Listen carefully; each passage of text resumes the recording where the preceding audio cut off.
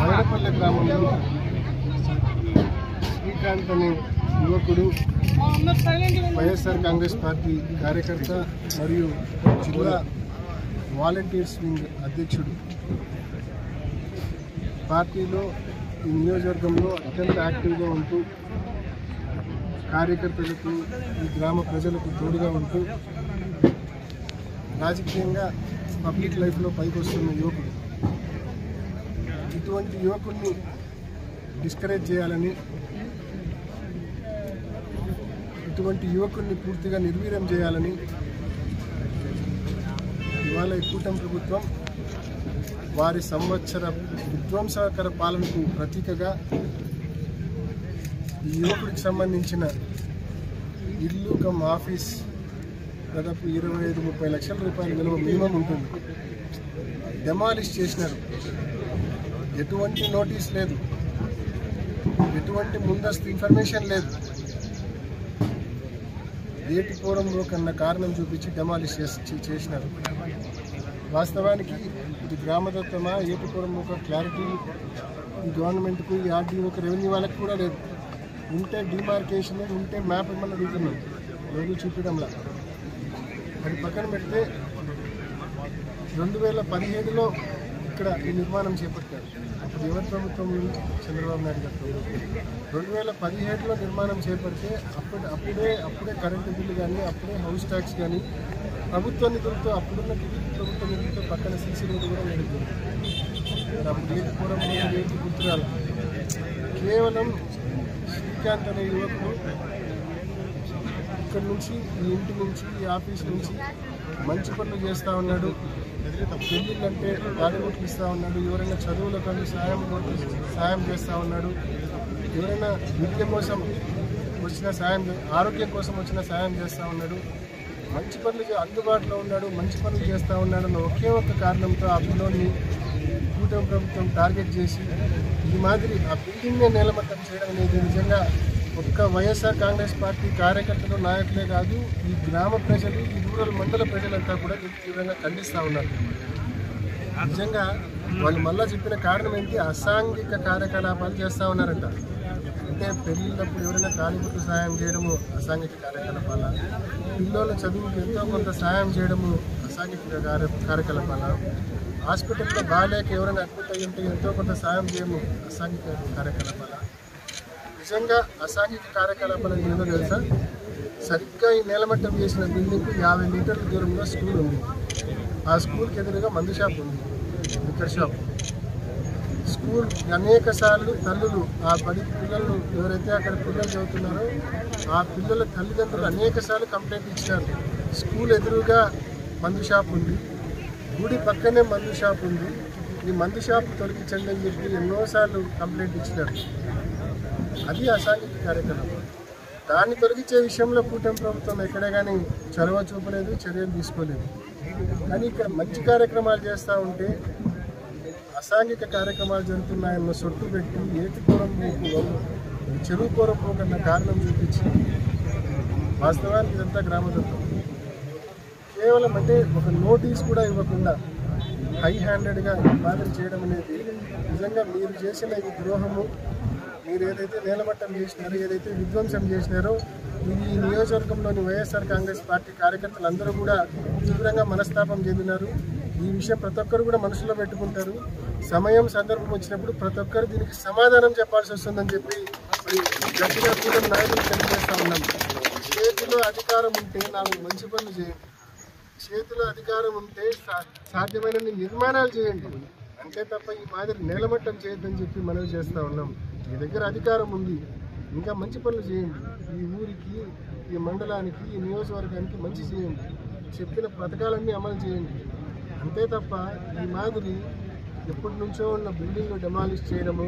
కారణమైంది ఈ పిల్లడు శ్రీకాంత్ వైఎస్ఆర్ కాంగ్రెస్ పార్టీ జిల్లా వాలంటీర్స్ వింగ్ అధ్యక్షుడిగా ఉన్నాడు, యాక్టివ్గా ఉన్నాడు, ఎవరు వచ్చినా పలుకుతున్నాడు, సాయం చేస్తూ ఉన్నాడు.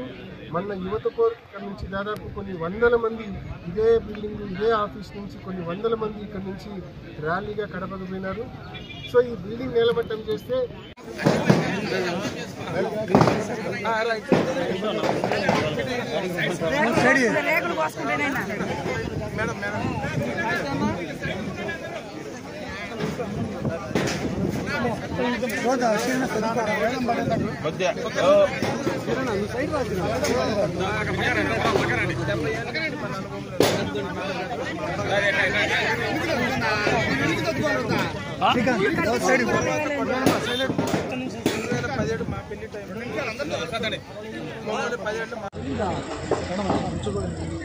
నీటి తీసిన ఫోటో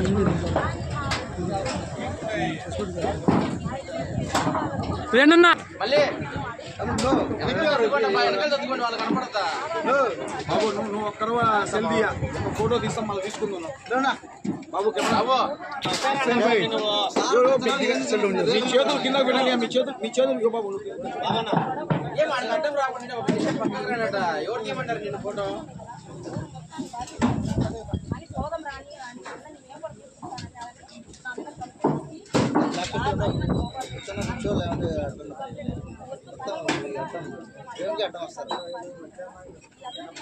అదేనా ఎవరు తీయమన్నారు ఫోటో అది ఎవరన్నా నాయకుడు ఏ నాయకుడు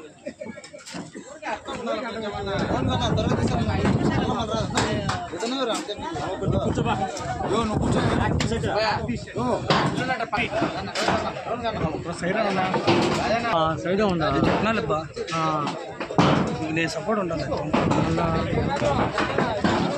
నా చేతికి పంపిస్తా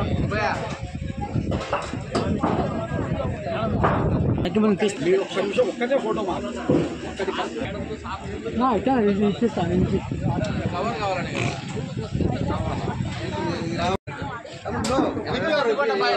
వాళ్ళు కనపడతా బాబు నువ్వు ఒక్కరు సెల్ఫీ ఫోటో తీస్తాం మళ్ళీ తీసుకుందాం బాబు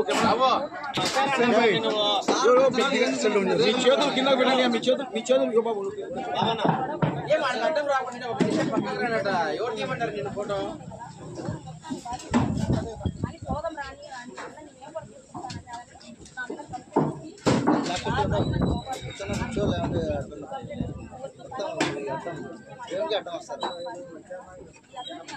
అదేనా ఎవరు తీయమన్నారు ఫోటో అది ఎవరన్నా నాయకుడు ఏ నాయకుడు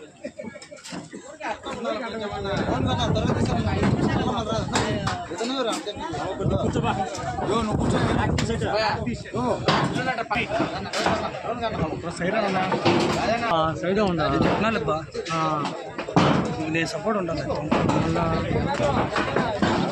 నా చేతికి పంపిస్తా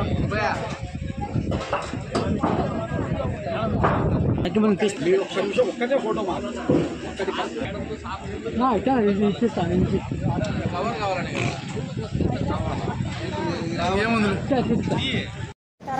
సార్ ఇది అని మేము అడిగడానికి లేడీస్ కావాలని అందరినీ అట్టేసుకొని మొదలు కొట్టించేదని నా మీద కేసు పెట్టేశారు సార్. ఇక్కడ తెలుగుదేశం గౌతమ్ వాళ్ళు ఏం చేయలేదు సార్. మేము కనీసం ఒక మాట కూడా అనలేదు.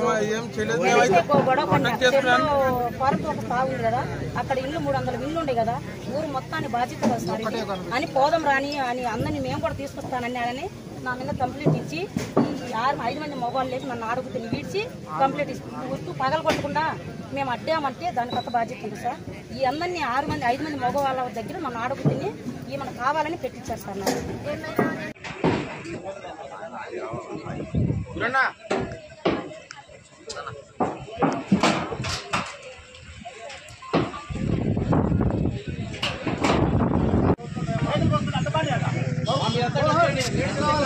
అక్కడే అక్కడే బాబు మా వెనకలరా మా ఇట్లా ముందుకు రావాలి అది కానీ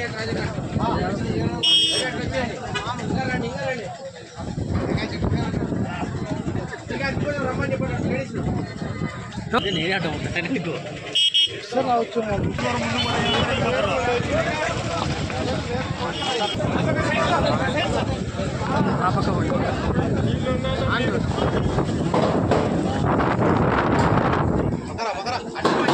అర్థం చేసుకో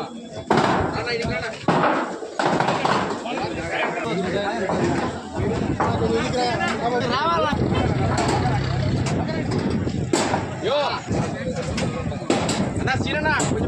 ఎత్తుకోండి నా బిడ్డ అన్నా నరసింహ నరసింహ ಇದಕ್ಕೆ ನೋಡೋದು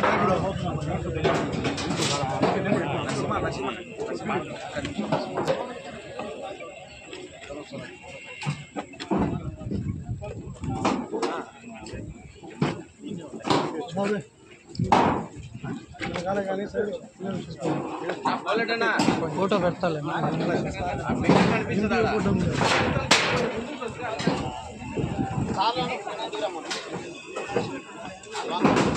తీసుకోవాలబ్బా మీరు ముందుకన్నా కదా అదేనా